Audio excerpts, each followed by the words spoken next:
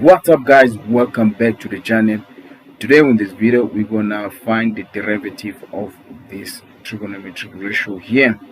But before we do that, how about you pause the video and you try to solve this problem, and let's see if your answer is going to be the same answer as the one that you're going to get at the end of this video. Now before I solve this, I just like to say thank you very much guys for watching the videos, subscribing to the channel, commenting, and also sharing those videos.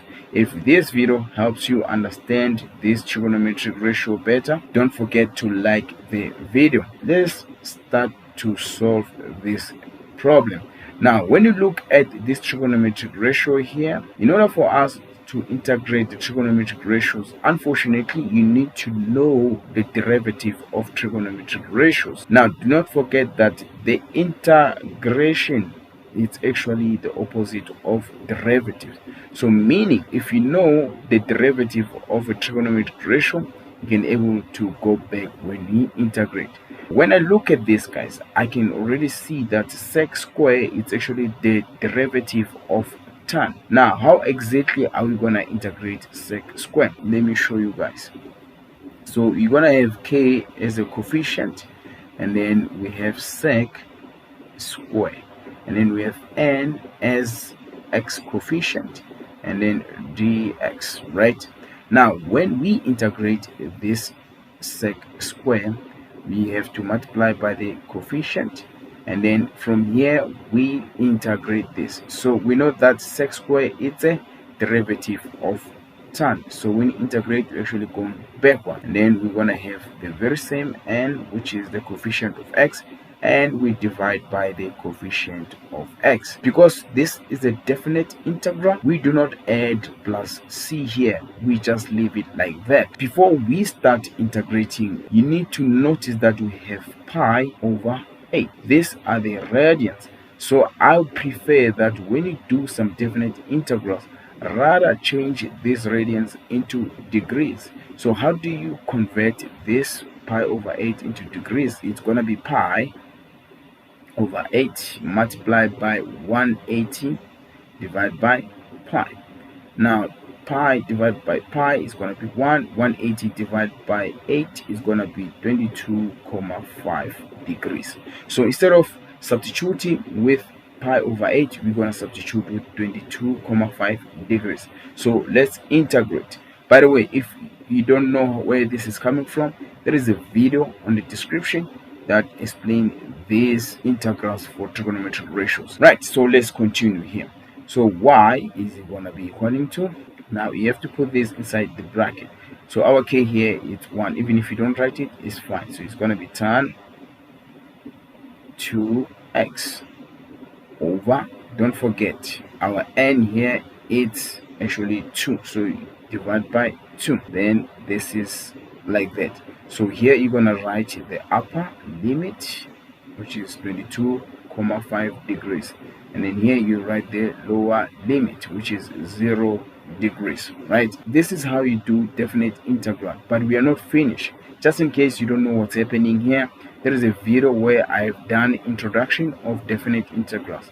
Go and watch that video on the description, and also it will pop up on your top right there. Right, so let's continue. So the second step now is to rewrite these integrals now with each bracket and their limits. So the first bracket, you're gonna rewrite this integral that you just did here with the upper limit here, 2.5, and then you subtract with the lower limit of the same integral, by the way. So it's going to be tan 2x divided by 2, right? Don't forget to put the lower limit.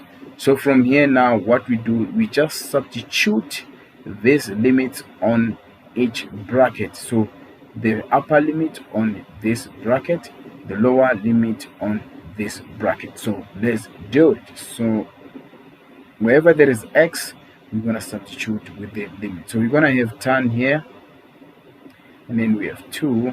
So remember, x is going to be 2.5 degrees divided by 2, right?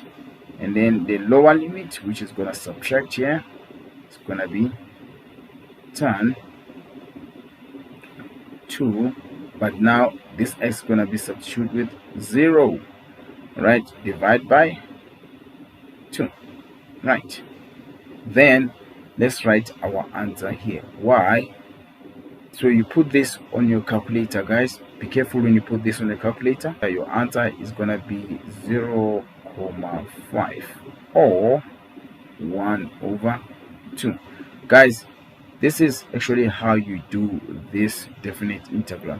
It is not that difficult. All you needed to know was the differentiation of the trigonometric ratios and also how to do definite integral. And the last thing that you needed to know is to change this radians into degrees. By the way, you can also do this without changing the radians. I just find it better for you to change so that you don't have to set up your calculator back and forth.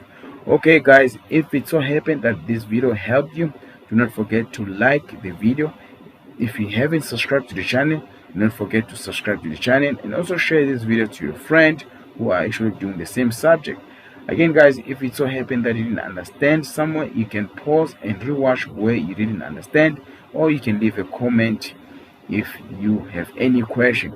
Thank you very much guys for watching. I hope this video was very helpful to you. Until next time, cheers.